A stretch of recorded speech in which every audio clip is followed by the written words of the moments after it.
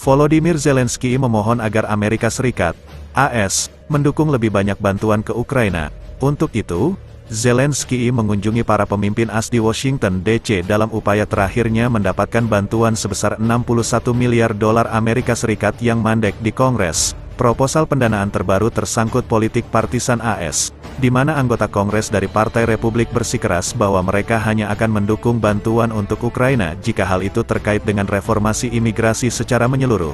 Meskipun Joe Biden dan Partai Demokrat bersedia mengeluarkan lebih banyak uang untuk keamanan perbatasan, mereka memandang perubahan yang diminta oleh Partai Republik sebagai hal yang tidak dapat diterima. Waktu hampir habis sebelum Kongres jeda Natal, sehingga menimbulkan peringatan suram dari Gedung Putih dan Ukraina tentang prospek perang tanpa dukungan AS. Biden yang menemui Zelensky di Gedung Putih mengatakan Kongres harus berkompromi dan membuktikan bahwa Putin salah. "Saya tidak akan meninggalkan Ukraina," kata Biden dalam konferensi pers bersama dengan Zelensky pada Selasa malam, seperti dilansir BBC.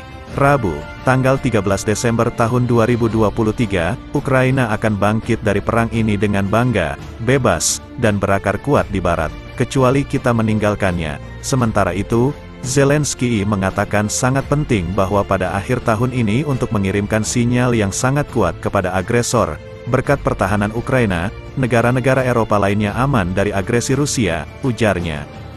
Republika enggan bernegosiasi. Ini adalah kunjungan ketiga Zelensky ke AS sejak perang Ukraina bergulir pada Februari tahun 2022. Berbeda dengan dua kunjungan sebelumnya, tidak ada karpet merah atau kemeriahan seremonial, yang mencerminkan pesimisme yang melingkupi upaya untuk memenangkan dukungan bagi pendanaan baru.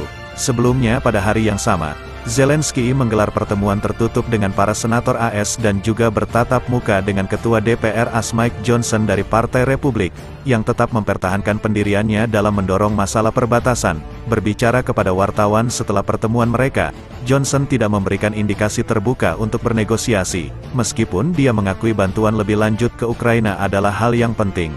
"Perbatasan adalah sebuah bencana besar," katanya, sambil memperingatkan bahwa anggota DPR dari Partai Republik tidak akan mengalah sampai perubahan transformatif dilakukan. "Inilah kondisi rakyat AS," kata Johnson. "Kami tegas dalam hal itu." Hadiah Natal bagi Putin. Ketua DPR AS menyalahkan Gedung Putih atas penundaan bantuan terhadap Ukraina, dengan mengatakan bahwa mereka tidak memiliki strategi yang jelas untuk menang dan tidak dapat memberikan jawaban yang menjadi hak rakyat AS. Jajak pendapat baru-baru ini menunjukkan mayoritas warga AS tidak lagi mendukung pengiriman lebih banyak uang ke Ukraina dan oposisi di Kongres semakin vokal dalam beberapa bulan terakhir. Senator Partai Republik dari Missouri Eric Smith mengatakan dia tidak mendengar hal baru dari Zelensky dan tidak menganggap Partai Demokrat menghargai komitmen Partai Republik dalam mengamankan perbatasan selatan. "Jika Anda mendengarkan orang-orang di kampung halaman, mereka tidak tertarik dengan cek kosong untuk Ukraina ketika mereka melihat 12.000 orang melintasi perbatasan selatan kita yang terbuka setiap hari," katanya kepada BBC. Dari ruang oval bersama Zelensky, Biden memperingatkan bahwa akan menjadi hadiah Natal bagi Putin jika Kongres gagal memberikan bantuan militer baru untuk Kyiv. Sejak invasi Rusia ke Ukraina, Kongres AS telah menyetujui bantuan militer dan ekonomi senilai lebih dari 110 miliar dolar Amerika Serikat ke Ukraina. Sebagian besar dana tersebut sudah disalurkan. AS tidak hanya berperan penting dalam mendukung perang Ukraina, namun mereka juga bertanggung jawab mengoordinasikan dukungan tersebut. Para ahli militer telah memperingatkan bahwa Eropa tidak dapat memenuhi apa yang telah diberikan oleh AS dan bahwa tanpa dukungan AS terdapat bahaya nyata, yaitu Ukraina akan kalah perang. Tidak dalam waktu dekat namun dalam jangka panjang.